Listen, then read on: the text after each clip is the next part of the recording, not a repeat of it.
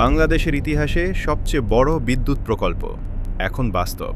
রূপপুর পারমাণবিক বিদ্যুৎ কেন্দ্র, যেখানে পারমাণবিক শক্তি থেকে উৎপন্ন হচ্ছে বিদ্যুৎ, যা বদলে দিতে পারে দেশের জ্বালানি ভবিষ্যৎ।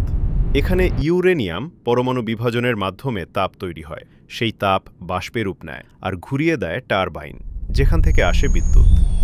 এই প্রকল্পের ফলে লোডশেডিং কমবে, শিল্প কারখানা পাবে স্থায়ী বিদ্যুৎ, আর কমবে জীবাশ্ম জ্বালানির উপর নির্ভরতা। একটি পারমাণবিক কেন্দ্র বছরের পর বছর নিরবচ্ছিন্ন বিদ্যুৎ দিতে পারে, যা দেশের জ্বালানি নিরাপত্তার জন্য অত্যন্ত গুরুত্বপূর্ণ। তবে সবচেয়ে গুরুত্বপূর্ণ বিষয় নিরাপত্তা। আধুনিক রিঅ্যাক্টরে রয়েছে মাল্টি লেভেল সেফটি সিস্টেম, যা দুর্ঘটনা প্রতিরোধের জন্য ডিজাইন করা। ইতিহাসে কিছু বড় দুর্ঘটনা যেমন চেরনোবিল এবং ফুকুশিমা মানবজাতিকে শিখিয়েছে নিরাপত্তার কোনো বিকল্প নেই।